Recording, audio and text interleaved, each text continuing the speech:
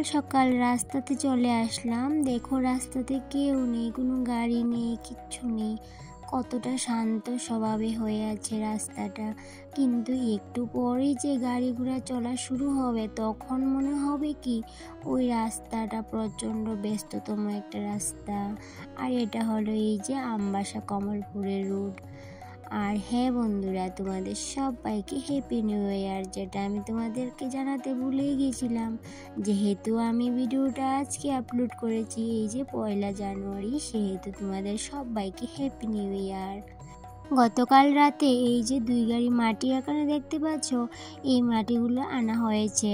কারণ কি আমাদের যে নতুন রান্নাঘরটা করা হয়েছে, সেই রান্নাঘরের মধ্যে কিন্তু অনেক মাটি লাগবে, সেই জন্য এই যে 2 গাড়ি মাটি আনা হয়েছে। তো মাটিগুলো তো আনা হলো, কিন্তু কি করে ঢুকানো হবে সেই চিন্তায় কিন্তু এই যে অনেকটাই চিন্তিত হয়ে আছে আমরা দুইজনে। এই যে দেখতে পাচ্ছ রান্নাঘরটা, এই রান্নাঘরটার মধ্যে কিন্তু এই সবগুলা মাটি ঢুকাতে হবে। আর আজকে না বাড়িতে কাজের লোক আসবে, আর এইদিকে হাজব্যান্ডও কিন্তু আজকে বাড়িতে থাকতে পারবে না। এই যে সমস্তটাই কিন্তু আমাকে দেখতে হবে, কাজের লোকদের কিন্তু বলে দিতে হবে যে কি করে কি করতে হবে। তো যাই হোক বন্ধুরা, এখন বাজে সকাল 7:30, কিন্তু কাজের লোক আসবে ওই সকাল 11টার দিকে। তো আজকে সারাদিন হাজব্যান্ড বাড়িতে থাকবে না, আর তাদেরকে এই যে কাজ দেখিয়ে দিতে হবে কি করে কি করতে হবে। তো ভাবছিলাম যে কি করে দেখাবো, আমি তো নিজেই হঠাৎ হতভম্ব হয়ে যাই কি করতে হবে কি না করতে হবে। অন্যদিন কিন্তু হাজব্যান্ড দেখায় যে এইভাবে করতে হবে এইভাবে করতে হবে, তো তখন কিন্তু আমার আর অতটা চিন্তা থাকে না। তো আজকে যে ওই দায়িত্বটা আমার উপর পড়েছে, কিভাবে যে পালন করব বুঝতেই পারছি না। তো যাই হোক, দায়িত্ব যখন নিয়েছি দায়িত্ব তো পালন করতেই হবে। আর এইদিকে সকাল সকাল বলবো না, এই তো এখন 7:30টার মতো বাজে। এই যে মুখটা ধুয়ে আসলাম, ছেলেকে বললাম যে তুইও ব্রাশ করে নে। তো ছেলেও কিন্তু ওই যে ঘুম থেকে উঠতে অনেকটাই দেরি করেছিল, আর ওকে বললাম যে তুইও ব্রাশ করে নে। তো ওই দেখো ব্রাশ করতে গিয়েও অনেকটা দুষ্টুমি করছিল বাইরে। আর এইদিকে দেখো নিজের জন্য এই যে টিফিন বানিয়ে নিয়েছি, এই যে লিকার চা, আর এখানে সাথে আছে মুড়ি আর আলমন্ড। তো সকালে এই যে চিনি ছাড়া লিকার চা আদা দিয়ে আর মুড়ি আলমন্ড, এটাই কিন্তু বেশিরভাগ আমার এই সকালে টিফিনে থাকে। তো সকালবেলা হাজব্যান্ড চা খেয়ে বেরিয়ে গেছে, যেহেতু আজকে একটু কাজের চাপটা বেশি আছে, সেহেতু কিন্তু ওই যে আজকে বাড়ি আর আসতে পারবে না। ওই সমস্তটা আমি দেখে নেব যতটুকু পারি। এদিকে দেখো টিউশনটাও সেরে নিয়েছি চা খেয়ে। তারপর ভাবলাম কিছু কাপড় আছে, কাপড় চোপড়গুলো ধুয়ে নিই। অনেকটাই ভাবছিলাম, কাপড় জমিয়ে রেখেছিলাম 2-1 দিনের, বেশ কাপড় জমে গেছিলো। তো শীতের কাপড়গুলো কিন্তু অনেকটাই নোংরা হয়ে গেছিলো, ভাবলাম যে আজকে ধুয়েই দেবো।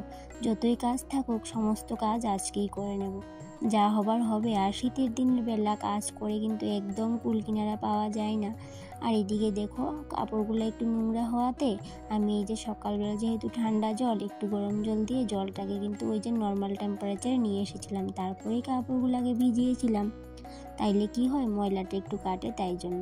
আর এদিকে দেখো কাপড় চোপড় ধোয়া হয়ে গেছে, কিন্তু ওই যে কাজের লোক আসবে বলেছিল, এখনও কিন্তু আসেনি। অপেক্ষা করছিলাম কখন আসবে, কিন্তু এখনও আসেনি। বলেছিল 11টার সময় আসবে, কিন্তু ওই আস্তে আস্তে দুপুর কিন্তু 12টা বেজে গিয়েছিল। যেহেতু তারা চুক্তি নিয়েছিল কাজটা, সেহেতু তারা কখন আসে সেটা দেখে লাভ নেই, তাদের কাজটা করে কমপ্লিট করে দেওয়াটাই কিন্তু মেন উদ্দেশ্য। আর এইদিকে দেখো কালকেই ভেবে রেখেছিলাম আজকে ঘর দুধটা একটু ঝেড়ে ফেলবো, যে মাকড়সার জাল অনেকটা হয়ে গেছে। আর পৌষ সংক্রান্তির কাজকর্ম যদি এখন থেকে শুরু না করি, তাহলে কিন্তু ওই যে পৌষ সংক্রান্তির আগে আমি সব কটা কাজ শেষ করতে পারবো না। যেহেতু একাতে করবো, সেহেতু ওই যে এখন থেকে যদি একটু একটু করে নিই, তাহলে কিন্তু ওই যে পৌষ সংক্রান্তির আগে আমি সমস্ত কাজটাই শেষ করে নিতে পারবো। একা হাতের কাজ, তাই তো কিন্তু ওই যে ঝটপট করে নিতে পারবো না। যদি প্রত্যেক দিন একটু একটু করে রাখি, তাহলে কিন্তু ওই যে সমস্ত কাজটাই কমপ্লিট করে নিতে পারবো।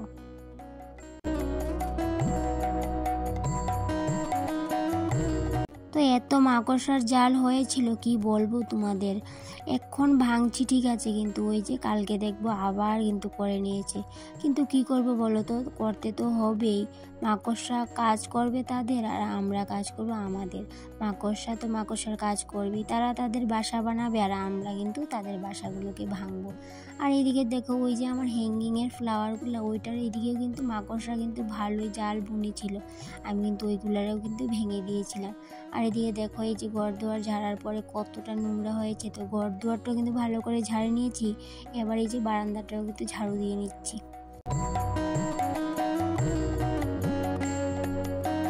আর এইদিকে দেখো আমি এই কাজগুলো করতে করতে এই যে কাজের লোক তারা চলে এসেছে, 3জন এসেছে ওই মাটিগুলোকে এই যে বাড়িতে ঢুকাবে। আর আমাকে বলছিল এই যে কাপড়গুলোকে সরিয়ে দিতে, কারণ তারা ওই যে ঠেলা নিয়ে এসেছিল, ঠেলাটাকে ঢুকাতে পারছিল না, তাই জন্য এই যে কাপড়গুলোকে আবার সরিয়ে দিলাম। আর কাপড়গুলোকে না আমি ওই দিকে ওই সাইডে রেখে দিয়েছি, একটা কাপড়ও কিন্তু শুকায়নি, এই যে পরের দিন শুকাতে হয়েছে আমাকে। তো যাই হোক, এইদিকে তারা কাজ করছে, তাদেরকে দেখিয়ে দিচ্ছি যে কী করে কী করতে হবে। এই যে প্যালা সিটিং দিতে হবে, বস্তার মধ্যে মাটি ভরে, ওইটাও দেখিয়ে দিয়ে আসলাম। তারা তাদের মতো করে কাজ করছে আর আমি আমার কাজ করছি। আর একটু পর পর গিয়ে দেখছি তারা কিভাবে কাজ করছে, কারণ যেহেতু আমার বাড়ির কাজ আমার অনুযায়ী কিন্তু তাদের করতে হবে, তারা তো আর বুঝতে পারবে না যে কী করে কী করতে হবে, ওই যে দেখিয়ে দিতে হচ্ছে। যেহেতু হাজব্যান্ড বাড়ি নেই, ওই কাজটা কিন্তু আমাকেই পালন করতে হচ্ছে। আর এইদিকে দেখো এই সমস্ত কাজ বাজ শেষ করে যে স্নান করে পুজো দেবো, পুজোটা দিয়ে তারপর কিন্তু এই যে রান্না বান্না করবো। তো একবার ঘরে যাই, নিজের কাজ করি, আবার এই যে দৌড়ে আবার বাইরে আসি, আবার তাদের কাজ দেখি, কারণ কি তারা তো বুঝতে পারবে না কী করে কী করতে হবে, তাদেরকেও দেখাতে হচ্ছে, আবার আমি নিজের কাজও করতে হচ্ছে, এক জায়গায় কিন্তু দাঁড়িয়ে থাকতে পারছি না। তো তাই জন্য এই যে আজকে শর্টকাট রান্না করলাম, এই যে ডাল, বেগুন ভাজা আর ভাত, এইটুকুই। আর অন্য কিছু যদি রান্না করি সেটা করব রাতে, এখন আর কিচ্ছু করব না। আর আজকের ব্লগটা এই পর্যন্তই। সবাই ভালো থেকে সুস্থ থেকো, টাটা।